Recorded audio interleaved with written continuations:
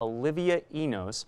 She's a policy analyst for Asian Studies at the Heritage Foundation. She joined us from Hanoi to talk about the meeting. There in Hanoi, just give me kind of a layout of what you've seen so far and what you're expecting from this summit. Yeah, well, it's certainly fascinating to be here on the ground in Hanoi. Everywhere there are flags of the US, DPRK, and Vietnam, and it's almost a little bit jarring to see them together and just so out in the open. It's clear that there is a drive toward peace, and I think that a lot of the speculation ahead of the summit has suggested that maybe President Trump is heading towards signing that peace declaration with North Korea. Certainly the signs around Vietnam. I mean, Hanoi is passing itself off as like this peaceful city. And so it's really fascinating to see those themes being interwoven just in a, observational sense.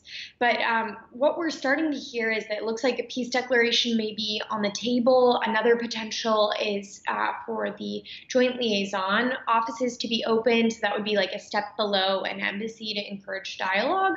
The third is to continue the return of American POWs from the Korean War. And then the fourth, and arguably one of the more concerning, is this notion of North Korea dismantling Yongbyon in exchange for either inter-Korean economic activities, which would effectively be sanctions relief or sanctions relief in another form.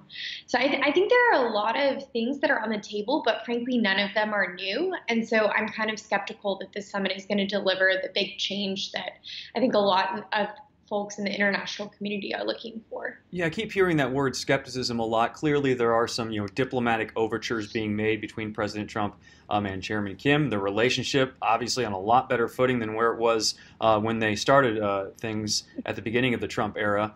As far as denuclearization go, that is definitely the main point for the Trump administration. Do we know if Kim Jong-un is going to commit to a timetable, a firm set of when that's going to happen, or what he would demand in return? I mean, I think frankly, the rubber met the road in Singapore, and the Singapore Declaration really didn't deliver. Of course, even today, North Korea and the US can't agree on a definition of denuclearization, but there shouldn't even be any question of what that definition is. Legally, the UN requires complete, verifiable, irreversible dismantlement of North Korea's nuclear program. And so I think that the Trump administration needs to return to that very direct and specific call, because that's what's legally on the books. I also think it's important for the administration to recognize that U.S. policy toward North Korea is multifaceted and complex.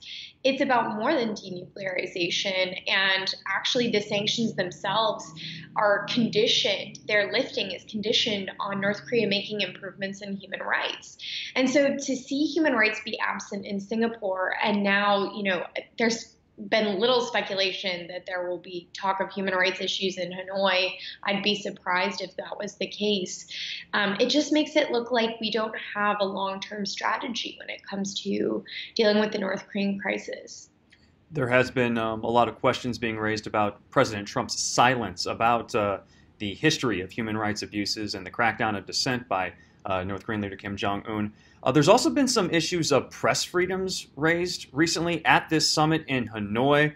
According to reports, we had the White House press pool was kicked out of the hotel that Kim was staying at, and I think there was even a few reporters cut from a meeting that Trump and Kim were supposed to have.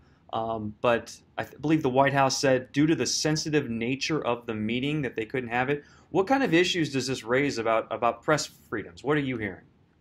Yeah, so I mean, I think for me, the biggest concern with having the journalists who were a part of the White House press corps kicked out of the hotel was frankly that it meant that North Korea was setting the terms. I mean, the reason why they got kicked out was because the North Korean authorities were saying, like, we absolutely can't have them there.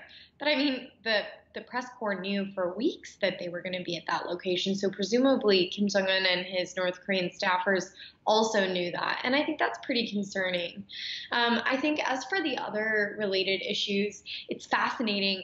North Korea actually issued a statement through KCNA, their propaganda arm, and they were criticizing, in particular, Democrats for opposing the deal or somehow obstructing the peace process, or anyone who is critical, frankly, of some sort of peace or détente between the two countries, or more appropriately, whatever policy strategy is being pursued right now.